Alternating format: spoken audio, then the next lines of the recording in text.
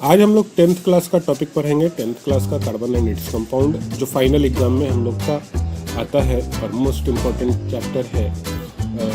10th में भी और आगे के क्लास में 12th में भी कार्बन एंड इट्स कंपाउंड को इम्पोर्टेंट चैप्टर माना गया है। ऑर्गेनिक केमिस्ट्री का पार्ट है। कार्बन और इट्स कंपाउंड में हम लोग क्या पढ़ेंगे, तो ये ऑर्गेनिक केमिस्ट्री का पार्ट है। सो ऑर्गेनिक केमिस्ट्री का यहाँ पे इंट्रोडक्शन होगा। कार्बन जो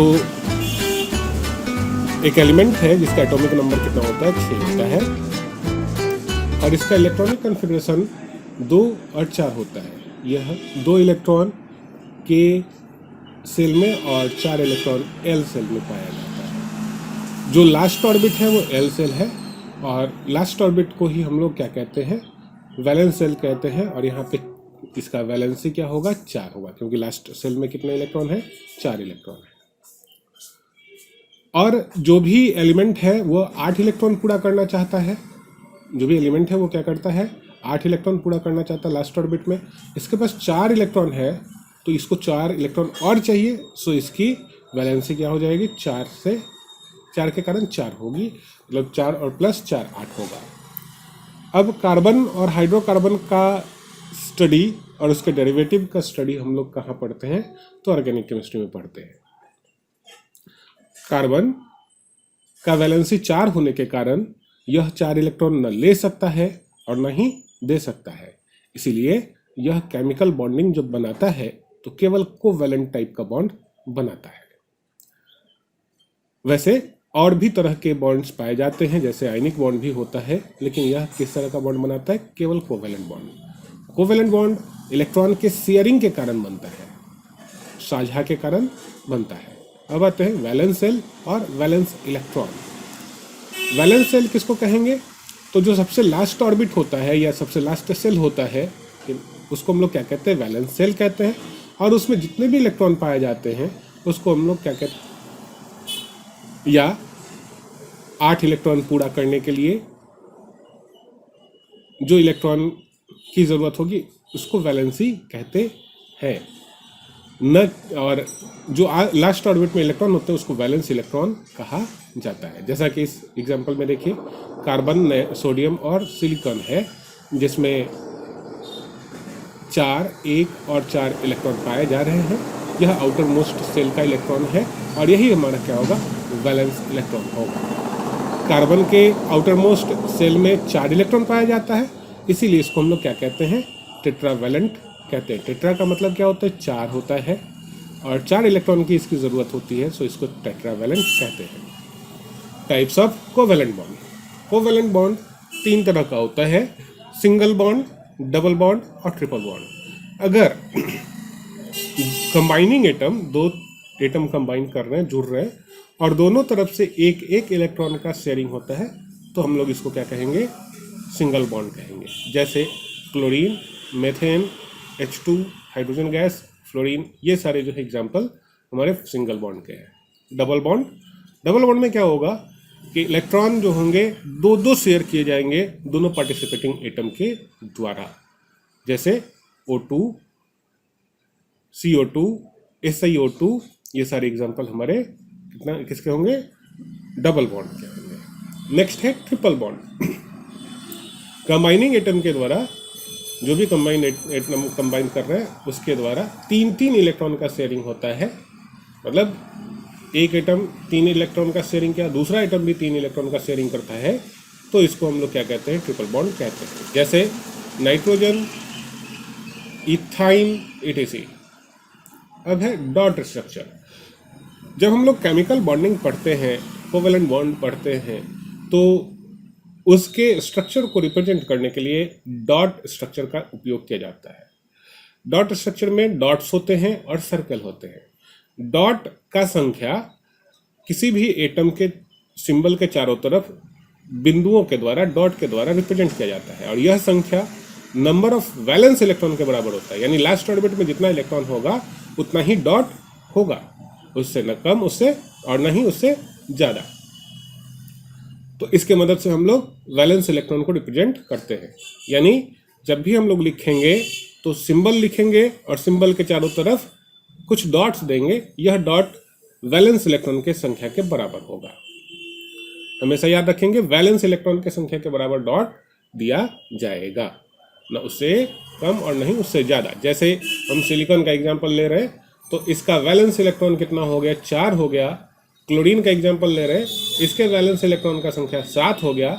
ऑक्सीजन का एग्जांपल ले रहे हैं, इसके वैलेंस इलेक्ट्रॉन का संख्या 6 हो गया। अब इसको डॉट के रूप में रिप्रेजेंट करेंगे तो लिखेंगे SI, और SI का वैलेंस इलेक्ट्रॉन 4 है तो 4 डॉट्स इसके चारों तरफ लगा देंगे। क्लोरीन Cl लिखेंगे और 7 डॉट्स इसके चारों तरफ लगा देंगे। ऑक्सीजन के लिए O लिखेंगे और 6 डॉट्स इसके चारों तरफ लगा देंगे। अब आते हैं बॉन्डिंग का डॉट स्ट्रक्चर हम लोग पढ़ेंगे सिंगल बॉन्ड के लिए। तो क्या होगा, अब एक एग्जांपल ले रहे हैं, कार्बन का एटॉमिक नंबर 6 होता है तो इलेक्ट्रॉनिक कन्फिगरेशन 2 और 4 होगा। वैलेंस इलेक्ट्रॉन 4 हो गया तो कार्बन के चारों तरफ 4 डॉट दे दिए। हाइड्रोजन का वैलेंस इलेक्ट्रॉन 1 है तो हाइड्रोजन के पास 1 इलेक्ट्रॉन को रिप्रेजेंट करेंगे, लेकिन हाइड्रोजन का संख्या कितना है, 4 है, तो चारों इलेक्ट्रॉन के लिए 1-1 हाइड्रोजन उसके सामने हम लोग रखेंगे। और हाइड्रोजन को 2 इलेक्ट्रॉन की ज़रूरत होती है ये अपना वैलेंसी पूरा करने के लिए, तो देखिए 2-2 इलेक्ट्रॉन को रिप्रेजेंट किया गया। और कार्बन को 4 की जरूरत पड़ेगी, इसको 8 इलेक्ट्रॉन चाहिए आउटर मोस्ट में, तो 4 इसके पास है, 4 इन चारों हाइड्रोजन से ले लिया जाएगा और लेकर के ये बॉन्डिंग पूरा होगा। अब 1-1 इलेक्ट्रॉन का शेयरिंग हो रहा है तो इसीलिए इसको हम लोग सिंगल बॉन्ड कहेंगे। अगला एग्जांपल आता है H2 का, हाइड्रोजन का एटॉमिक नंबर 1 होता है, सो इसका इलेक्ट्रॉनिक कन्फिग्रेशन 1 ही होगा केवल, और आउटर मोस्ट सेल में भी इलेक्ट्रॉन 1 होगा। और 1 होने के कारण इसके चारों तरफ डॉट कितने होंगे, 1 ही होंगे। और 1 इलेक्ट्रॉन ये हाइड्रोजन उसको शेयर करेगा और वो हाइड्रोजन, पहला हाइड्रोजन दूसरे को और दूसरा हाइड्रोजन पहले को। यहाँ पे भी यह सिंगल बॉन्ड को रिप्रेजेंट करता है। अब आते हैं डबल बॉन्ड का एग्जाम्पल हमारा क्या है, O2CO2। ऑक्सीजन जिसका एटॉमिक नंबर 8 होता है और वैलेंस इलेक्ट्रॉन कितना होता है, 6 होता है, तो 6 डॉट्स रिप्रेजेंट करेंगे दोनों ऑक्सीजन के चारों तरफ। अब 6 इलेक्ट्रॉन है इसके पास, 8 पूरा करने तो 2 चाहिए, तो 2 पहला आइटम दूसरे से और दूसरा आइटम पहले से शेयर करेगा इलेक्ट्रॉन। उसी तरीके से कार्बन के आउटर मोस्ट ऑर्बिट में 4 इलेक्ट्रॉन पाए जा रहे हैं, इसको 4 इलेक्ट्रॉन चाहिए, तो 2 इलेक्ट्रॉन पहले ऑक्सीजन से और 2 इलेक्ट्रॉन दूसरे ऑक्सीजन से यह गेन करेगा। लेकिन ऑक्सीजन केवल 2 ही इलेक्ट्रॉन गेन करेगा, शेयर करेगा कार्बन के साथ। यह जो है हमारा डबल बॉन्ड का एग्जाम्पल हुआ। अब आता है ट्रिपल बॉन्ड। यहाँ पे एग्जाम्पल नाइट्रोजन का एटॉमिक नंबर 7 होता है और इलेक्ट्रॉनिक कन्फिगरेशन 2 और 5 होगा, इसीलिए नाइट्रोजन के चारों तरफ 5 इलेक्ट्रॉन को रिप्रेजेंट किया गया। और 8 पूरा करने के लिए 3 इलेक्ट्रॉन की जरूरत होगी, तो पहला नाइट्रोजन 3 इलेक्ट्रॉन शेयर करेगा दूसरे को और दूसरा पहले को 3 इलेक्ट्रॉन शेयर करेगा, और यह हमारा ट्रिपल बॉन्ड बनेगा। अब है कैटनेशन प्रॉपर्टी ऑफ कार्बन का इतना सारा कंपाउंड पाया जाता है, कारण कि कार्बन बहुत ज़्यादा कंबाइन करता है आपस में, यानी सेल्फ कंबाइनिंग प्रॉपर्टी कार्बन की सबसे ज़्यादा होती है, जिसके कारण यह ज़्यादा से ज़्यादा संख्या में कंपाउंड को प्रोड्यूस करता है। अब सेल्फ कंबाइनिंग प्रॉपर्टी इसकी मैक्सिमम क्यों होती, क्योंकि कार्बन बहुत छोटा होता है और इसके पास खुद के साथ जुड़ने की एबिलिटी सबसे ज़्यादा होती है, और इसी प्रॉपर्टी को हम लोग क्या कहते हैं, कैटनेशन प्रॉपर्टी कहते हैं। कार्बन स्ट्रेट लाइन में भी जुड़ सकता है, ब्रांच में भी जुड़ सकता है और ब्रांच का ब्रांच में भी जुड़ सकता है, इसीलिए इसके कंपाउंड्स का संख्या बहुत ज़्यादा होता है।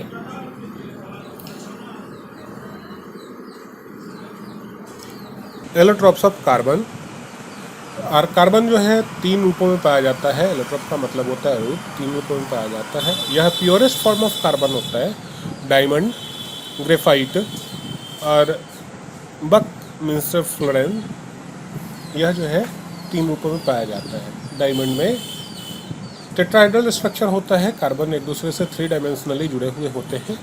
ग्रेफाइट में लेयर के रूप में जुड़े होते हैं, हेक्सागोनल स्ट्रक्चर होता है। और ये हमारा बकमिंस्टर फ्लोरेन जो है वह उसमें फुटबॉल के जैसा स्ट्रक्चर होता है। फुटबॉल में जो स्पॉट्स बने होते हैं, उस टाइप का स्ट्रक्चर होता है। इसमें टोटल 60 कार्बन तक जुड़े हुए होते हैं और यह जो है लार्जेस्ट मॉलिक्यूल के रूप में हम जानते हैं, या जेंट मॉलिक्यूल के रूप में भी जानते हैं, या फिर मॉन्स्टर मॉलिक्यूल के रूप में भी हम लोग इसको जानते हैं। यहाँ पे जितने भी कार्बन हैं वो सारे के सारे कोवेलेंट बॉन्ड के द्वारा जुड़े हुए होते हैं। अब आते हैं हाइड्रोकार्बन्स। हाइड्रोकार्बन्स का क्लासिफिकेशन, तो 3 तरह का हाइड्रोकार्बन पाया जाता है, सैचुरेटेड, अनसैचुरेटेड और एरोमेटिक। एरोमा टर्म से डिराइव हुआ है। सैचुरेटेड में क्या होता है, सैचुरेटेड का एग्जांपल हमारा अल्केन होगा। अनसैचुरेटेड में 2 हाइड्रोकार्बन हो जाएंगे, एक अल्कीन होगा और दूसरा अल्काइन होगा। और एरोमेटिक में बेंजीन पाया जाएगा। सैचुरेटेड हाइड्रोकार्बन की खासियत ये होती है कि यहाँ पे जितने भी कार्बन होते हैं वो सारे के सारे सिंगल बॉन्ड से जुड़े हुए होते हैं। यहाँ पे डबल बॉन्ड या ट्रिपल बॉन्ड नहीं पाया जाता, सिंगल बॉन्ड से जुड़े हुए होते हैं। और सिंगल बॉन्ड से जुड़े होने के क्रम, कहने का मतलब कि कार्बन का चारों वैलेंसी जो है सेपरेटली अलग अलग बॉन्डिंग से जुड़ा हुआ होता है, इसीलिए इसको हम लोग क्या कहते हैं, सैचुरेटेड कार्बन कहते हैं। जैसे एग्जांपल यहाँ पे मेथेन हो गया, इथेन हो गया, प्रोपेन हो गया, यानी जितने भी अल्केन्स हैं वो सब के सब क्या होंगे, सैचुरेटेड हाइड्रोकार्बन होंगे। या साइक्लो अल्केन भी क्या होगा, यहाँ पे सैचुरेटेड हाइड्रोकार्बन का एग्जांपल होगा। यहाँ पे सब सिंगल बॉन्ड से जुड़े हुए होंगे। अब जैसे यहाँ पे देखिए, मेथेन में 4 हाइड्रोजन सिंगल बॉन्ड, इथेन में 6 हाइड्रोजन सिंगल बॉन्ड, प्रोपेन में 8 हाइड्रोजन सिंगल बॉन्ड। तो ये सारे के सारे हमारे क्या होंगे, सैचुरेटेड हाइड्रोकार्बन कहलाएंगे। इनको हम लोग एलिफेटिक कंपाउंड भी कहते हैं, ये पुराना नाम है इसका। अब चले हम लोग नेक्स्ट, अनसैचुरेटेड हाइड्रोकार्बन। तो अनसैचुरेटेड हाइड्रोकार्बन किसको कहेंगे, जिसमें कार्बन का जो चारों वैलेंसी है वह किसी के साथ एडजस्टमेंट करके डबल बॉन्ड या ट्रिपल बॉन्ड में पाया जाता है, तो उसको हम लोग क्या कहते हैं, अनसैचुरेटेड हाइड्रोकार्बन कहते हैं। यानी यहाँ पे डबल बॉन्ड के लिए अल्कीन पढ़ेंगे और ट्रिपल बॉन्ड के लिए अल्काइन पढ़ेंगे। यानी यहाँ पे एग्जांपल अल्कीन और अल्काइन होगा, तो डबल बॉन्ड जहाँ पे आ जाएगा उसको हम लोग क्या कहेंगे, अल्कीन कहेंगे। इसका फार्मूला CnH2n होता है। जैसे C2H4, C3H6, C4H8 etc। यहाँ पे कम से कम एक जगह पर डबल बॉन्ड पाया जाता है, इसीलिए इसको हम लोग क्या कहते हैं, अनसैचुरेटेड हाइड्रोकार्बन कहते हैं। दूसरा है अल्काइन, यहाँ पे कम से कम एक जगह पर ट्रिपल बॉन्ड पाया जाएगा, इसीलिए ये भी हमारा किसका मेंबर होगा, अनसैचुरेटेड हाइड्रोकार्बन का मेंबर होगा। अल्काइन में ट्रिपल बॉन्ड पाया जाता है, अल्कीन में डबल बॉन्ड पाया जाता है। अब है नेमिंग।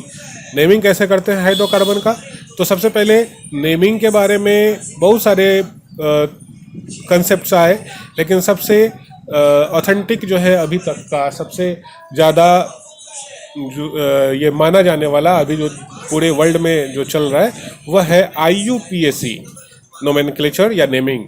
आई का मतलब international union of pure and applied chemistry. यह यूनियन है केमिस्टों का।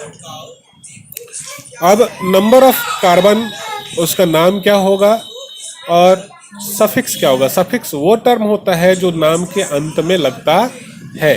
तो अल्केन के लिए अलग, अल्कीन के लिए अलग और अल्काइन के लिए अलग। जैसा कि अल्केन में ANE लगता है, तो सिंगल बॉन्ड वाले जितने भी कार्बन होंगे वहाँ पे ANE लगाएंगे, डबल बॉन्ड वाले में होगा वहाँ पे ENE लगाएंगे और ट्रिपल वाले में YNE लगाएंगे। अब जैसे देखिए, एक कार्बन के लिए मेथ लिखते हैं तो अल्केन में ANE, और एक कार्बन वाला मेंबर अल्कीन और अल्काइन में नहीं पाया जाता है। तो 1 2 3 4 5 6 7 8 9 10 के लिए हम लोग पढ़ेंगे। तो 1 के लिए मेथ, 2 के लिए ईथ, 3 के लिए प्रोप, 4 के लिए ब्यूट, 5 के लिए पेंट, 6 के लिए हेक्स, 7 के लिए हेप्ट, 8 के लिए ऑक्ट और 9 के लिए नॉन और 10 के लिए डेक। और उसी तरह से अल्केन में ANE, अल्काइन में ENE और अल्काइन में YNE। अब चलिए देखिए इसका मेंबर। सबसे पहले मेथेन, 1 कार्बन होगा तो मेथेन, 2 होगा तो इथेन, 3 होगा तो प्रोपेन, 4 होगा तो ब्यूटेन, 5 होगा पेंटेन, 6 होगा हेक्सेन, 7 होगा हेप्टेन, 8 होगा ऑक्टेन 9 होगा, नोनेन 10 होगा, डेकेन।